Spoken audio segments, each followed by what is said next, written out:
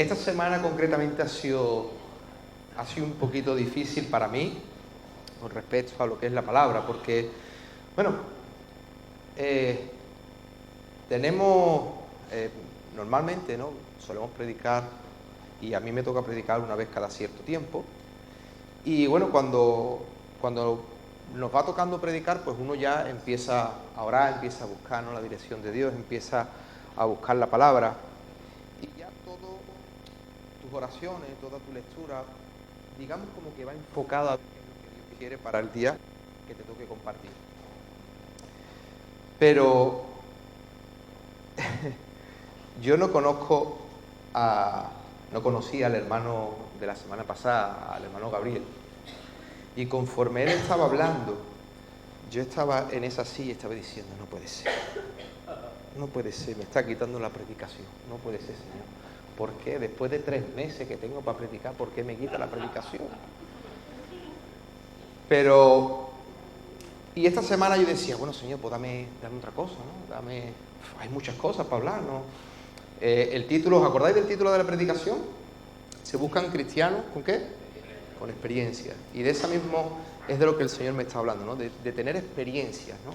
Las experiencias son las cosas que marcan un antes y un después en tu vida y por lo tanto te hace cambiar el rumbo de ciertas decisiones. Y decía, bueno, Señor, da una palabra para hablar de amor, para hablar de perdón, de otra cosa, hay muchas cosas para hablar. Y el Señor me decía, no, experiencia. Y entonces, bueno, con la ayuda de Dios, a riesgo de ser repetitivo, se buscan cristianos con experiencia, parte 2. No, ¿me podéis poner el título, por favor? El título este es un poquito más potente, ¿vale?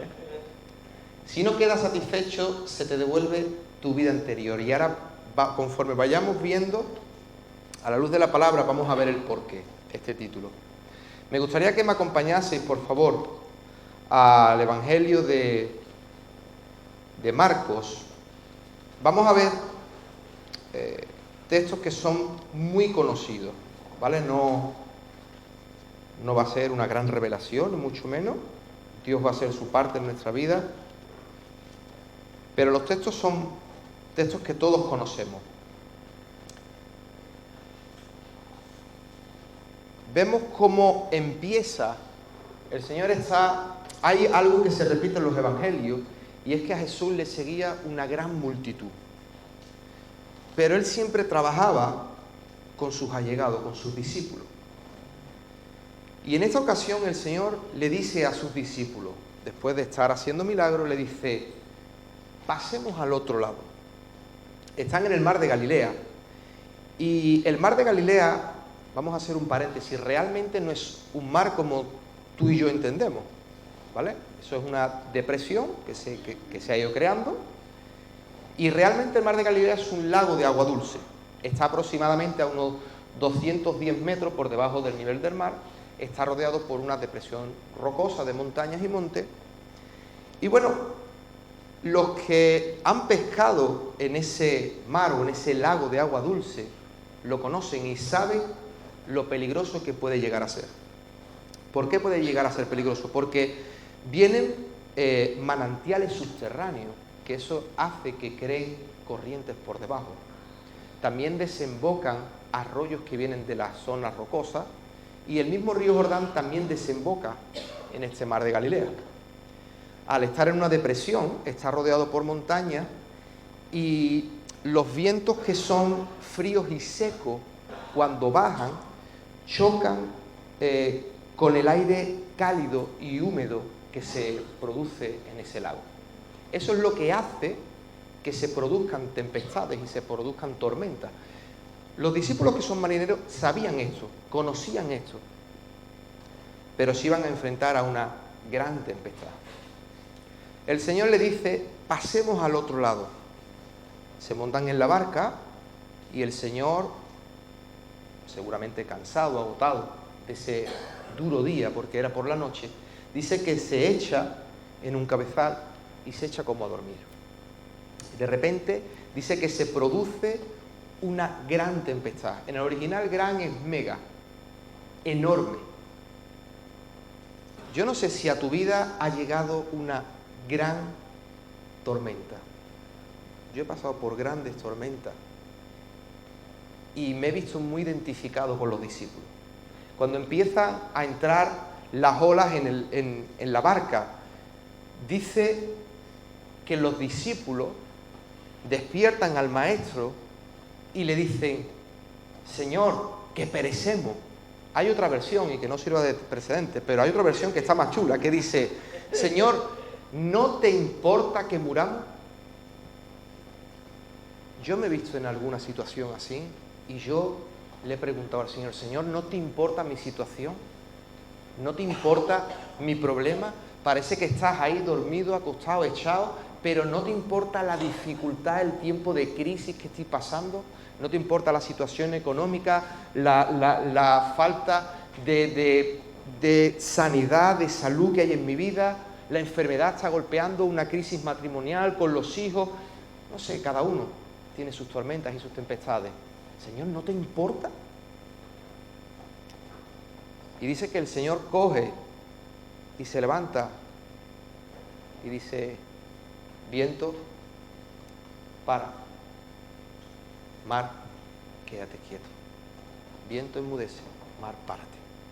Y dice que los discípulos se miran unos a otros y le dicen: ¿y yo? ¿Quién es este que el viento y el mar le obedecen? O sea, fíjate tú la importancia que tiene este pasaje. Eran personas que caminaban con Jesús, que sabían que Él era el Hijo de Dios, el Maestro. Pero fíjate tú, los hombres que estaban curtidos en el mar le estaban pidiendo ayuda al que hacía mesitas de noche. Porque sabían que Él era el único que podía calmar todo eso. Y aún así, cuando lo hace, se sorprende. ¿Quién es este? ¿Quién es este? Quiero subrayar algo que el Señor dice, y es: ¿por qué estáis atormentados, amedrentados? Esto tiene que ver relacionado al temor, y ahora lo vamos a seguir viendo. Vamos a pasar a otro pasaje, porque podríamos decir, bueno, el pasaje empieza diciendo: pasemos al otro lado. El Señor está aquí, estamos aquí en nuestra situación, en nuestro día a día, estamos bien. El Señor está con nosotros y nos dice: vamos a pasar al otro lado, ¿vale? Yo paso al otro lado, Señor. ¿Por qué? Porque tú vas a trabajar conmigo, me vas a hacer crecer, me vas a poner en una posición, voy a estar mejor. Sí, pero sabes que todo eso va a venir por una crisis. Todo eso conlleva una tempestad, una tormenta, un desierto, un tiempo de prueba, el que es necesario que lo pasemos. Pero sabemos quién está en nuestra barca. En nuestra barca está aquel que tiene el poder para calmar eso. El Señor les estaba dando una cátedra de fe, pero el Señor también les estaba diciendo: oye, mira, que es que el mismo poder que habita en mí es el mismo poder que puede habitar en cada uno de vosotros. Ustedes mismos podéis hacer esto, podéis calmar, pero era necesario que pasaran ese tiempo.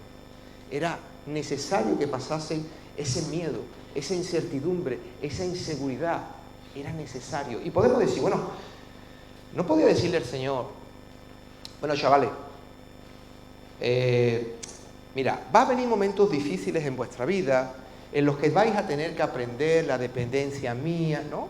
La parte teórica, que es la parte que a lo mejor nos gusta. Porque ¿a quién le gusta sufrir? A mí no. A mí no me gusta tener que achicar agua de mi barca. No me gusta tener que secarme, ahora que tengo pelo, el pelo. Porque me están golpeando las olas. Y el viento me lo está poniendo el flequillo. Pero es necesario que pasemos eso para poder experimentar quién es Él. Amén. Podríamos decir, bueno, que injusto es el Señor que lo lleva a una tormenta sabiendo que va a pasar. No le podía haber otra forma, no. Pero ¿sabes qué? Tenemos un Dios bueno. Tenemos un Dios que, aunque nos hace crecer en esas crisis, nos hace madurar en ese tiempo de experiencia, sabemos y confiamos de que Él es bueno, de que es amor, de que es misericordioso. Y no porque yo lo diga, sino porque la misma palabra lo dice. Si vamos a Lucas 7:11, nos encontramos que el Señor Jesús pasa por Naín. Naín es no es una ciudad, tampoco es un pueblo, es como un poblado. Y concretamente se encuentra al sur de Galilea, muy cerca de Nazaret, y Él está con sus discípulos y se encuentra con una comitiva de un funeral. ¿Conocéis este pasaje? Sí, ¿verdad? La viuda de Naín estoy hablando. Hago un paréntesis. ¿Ustedes sabíais? Yo es que me quedé de lado. ¿Sabíais que existía una profesión que eran los llorones? Yo me quedé de lado. O sea, ¿te pagaban por llorar? Muchos ganaríamos dinero hoy en día, ¿eh? Tú vas a la floristería, tú imagínate en ese tiempo, vas a la floristería porque fallece algún familiar y tú dices, me pone 4 coronas y 5 llorones, por favor, y te los llevas. No, en serio. El Señor se encuentra en una comitiva, en un funeral, y están acompañando, estas personas están llorando, están velando al muerto, y se encuentra con una viuda.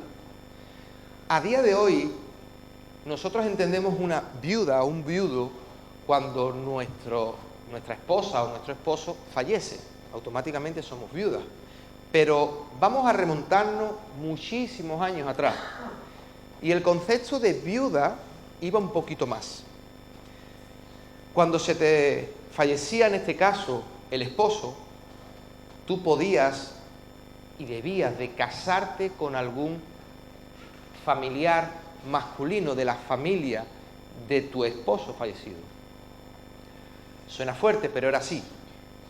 La mujer tenía que ser mantenida en esa época. Era la época, era la tradición, era la norma. Porque si no, tú pasabas a vivir de la caridad de los demás. Si no tenías esto, si no podías casarte con algún hermano de tu esposo fallecido, dependías automáticamente y absolutamente de tu hijo para que él te mantuviera. Entonces el Señor, fíjate cómo es la cosa, el Señor sabía no solamente el dolor que estaba pasando esta mujer que anteriormente había enterrado a su esposo, sino que ahora estaba enterrando a su hijo, con lo que conlleva ese dolor, esa tragedia, y también sabía el futuro que le esperaba a esta mujer. Y a mí me encanta ver la faceta de misericordia del Señor. Porque en medio de esa situación, en medio de esa crisis, en medio de ese dolor,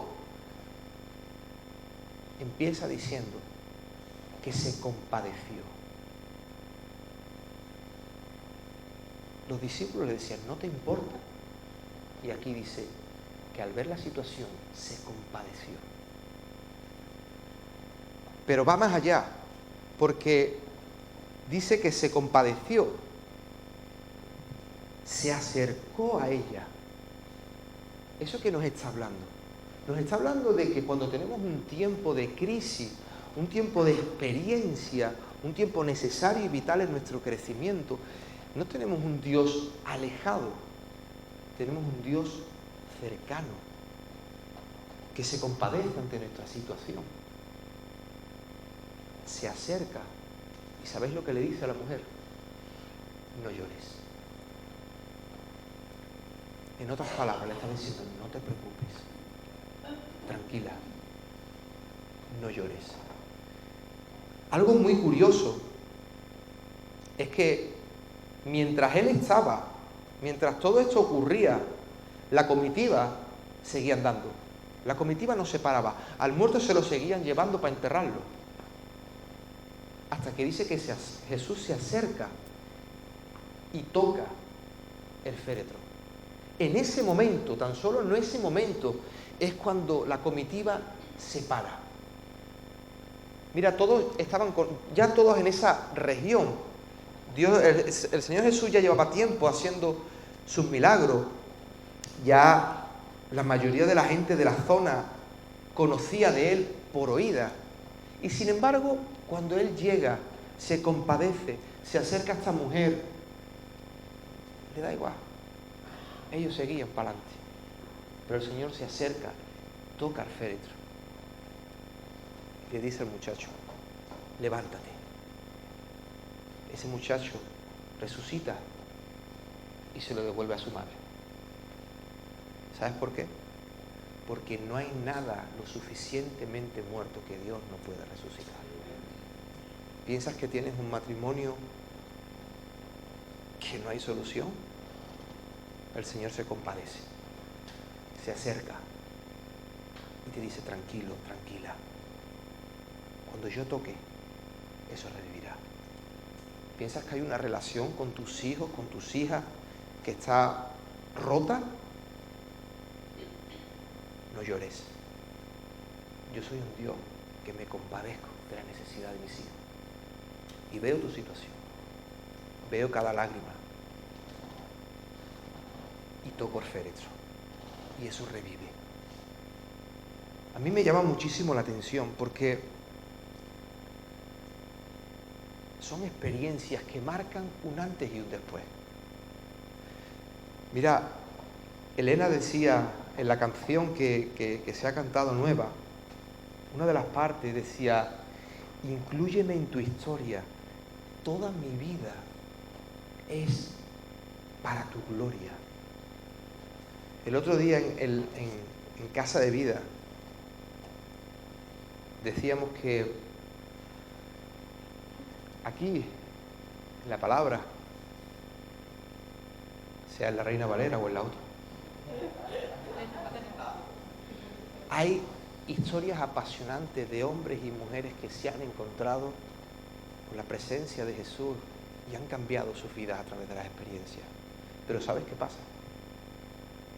Que eso nos ayuda, pero que a día de hoy sería increíble que se pudiera escribir otra Biblia de historias de hombres y mujeres como tú y como yo, que han marcado un antes y un después en nuestra sociedad, en nuestra familia, porque esas experiencias han cambiado nuestra percepción, nuestra visión, sabiendo quién es Él y quién soy yo. Él no es un Dios lejano. Acuérdate de cuando Elías se mete en la cueva y Él le dice: ¿qué haces aquí? Él no le está diciendo: Elías, ¿yo qué haces allí? ¿Qué estás haciendo ahí, hijo? No, porque Él es un Dios cercano. Él se mete en la cueva y le dice: ¿qué haces aquí? Elías tenía una crisis, pero por experiencia aprendió quién es Dios. ¿Qué hay de ti y de mí? ¿Cuáles son las experiencias que marcan nuestra vida, que marcan un antes y un después, para que nos convirtamos en cristianos con experiencia? Que seamos de bendición a otras personas. Está claro que si Juanjo me cuenta las experiencias que él ha tenido, yo me pongo alegre y digo: wow, pero yo también quiero mis propias experiencias. Pidámosle a Dios conocerle con experiencias que marquen un antes y un después. La palabra es necesaria, es vital. Amén. Pero no de teoría, solamente conozcamos a Dios. En nuestra tormenta, Él está en la barca. El Señor Jesús está con Moisés en el desierto y prende una zarza y le dice: quítate el calzado porque el lugar que estás pisando es Tierra Santa. ¿Tierra Santa? Sí, es Tierra Santa. ¿Sabes por qué es Tierra Santa? Porque Dios estaba en el desierto con Moisés. Dios está en el desierto tuyo. Dios está en tu tormento, en tu desierto, en tu situación difícil. No pienses que estás solo. Hay veces que venimos a la iglesia con muchos prejuicios. ¿Por qué? Porque quizás hemos sufrido mucho. Nos han hecho mucho daño. De forma inconsciente o inconsciente, hemos pasado por situaciones difíciles que han marcado un antes y un después en nuestra vida. Quizás con nuestra familia, quizás en nuestro matrimonio, quizás en la iglesia, posiblemente nos han hecho daño. Y eso nos hace ser un poco reacios, un poco como, ay, bueno, yo voy a la iglesia, pero no me voy a involucrar mucho, no quiero tú aquí y yo allí. ¿Sabes qué? Te hablo desde la experiencia, no porque me lo hayan contado. Yo he vivido así mucho tiempo. Y eso es el enemigo, el que nos hace estar separados para que no nos conectemos. ¿Sabes quién estaba así de alguna manera? En un símil. Lo encontramos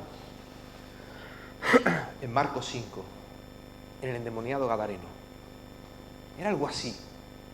Porque el endemoniado dice que estaba atado, como posiblemente estamos atados, quizás no a pecado, pero sí a recuerdos. Constantemente luchamos con nuestros fantasmas del pasado, con el daño que nos hicieron. El tema es que no quiero estar en la presencia, no quiero estar en la comunión, no quiero tener esa experiencia porque como que sufro. Pero mira, cuando este chico fue liberado por Jesús, dice que los que estaban en la aldea y vieron todo, cuando llegaron y vieron al chico, ojo al detalle, vestido y en su juicio cabal, se asustaron. Así es nuestro Dios. Cuando estamos, que nadie nos echa cuenta, cuando estamos en un momento en que estamos atados, nos tienen ahí y hacemos cosas que quizás no queremos, no nos sentimos a gusto y decimos, ¿por qué? El Señor Jesús aparece en nuestra vida, Él sale a nuestro encuentro, cruza ese mar y se encuentra con nosotros y nos da una identidad, nos da una ropa. ¿Y sabes qué? Empieza a trabajar en nuestra mente, empieza a quitar cosas que no funcionan y que nos hacen estar separados. Para mí, el asunto de las experiencias,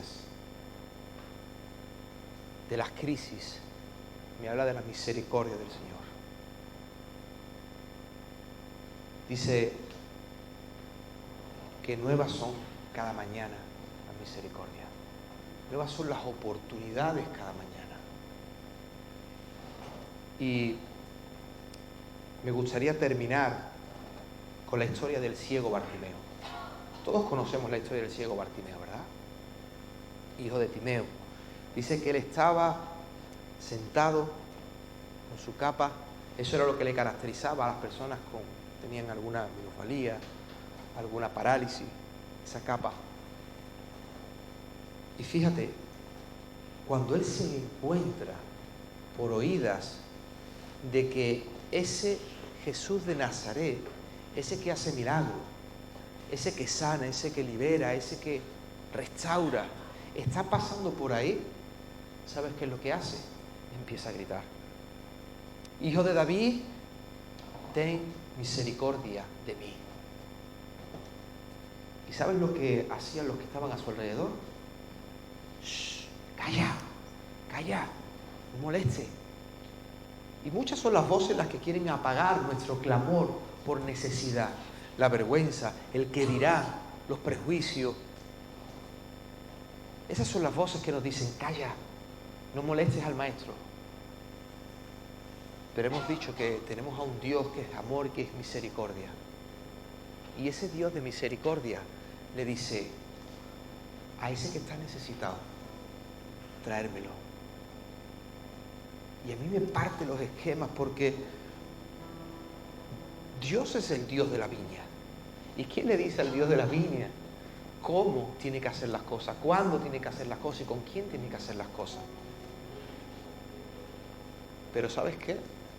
En esta ocasión es el mismo Dios el que se acerca al ciego y le hace una pregunta que cambiará su vida.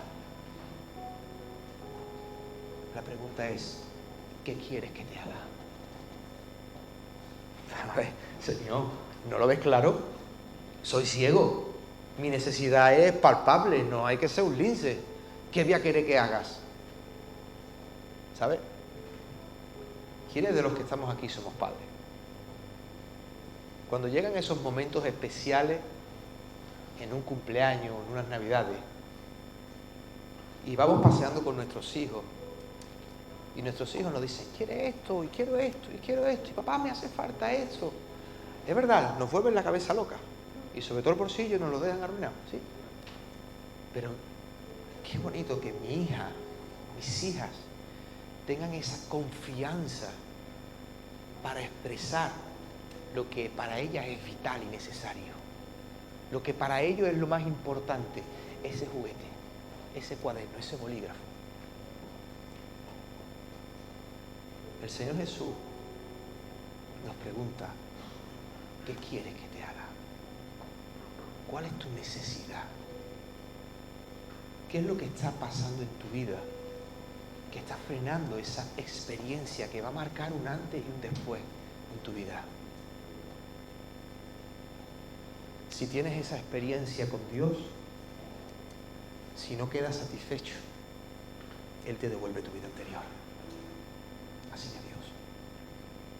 Él no quiere que le sirvamos por obligación. Él no quiere que le sirvamos porque, bueno, vale, no me queda otra, venga, está bien. Uno no se levanta por la mañana y dice, hoy voy a ser cristiano, hoy voy a servir al Señor. No, la mayoría, por no decir todos los que estamos, venimos a los pies del Maestro por necesidad. Ninguno nos tiene que dar vergüenza ni reparo de decir, Señor, yo estoy necesitado. Yo necesito de ti. Por eso el Señor en su misericordia nos está preguntando en esta mañana, iglesia, ¿qué quieres que te haga?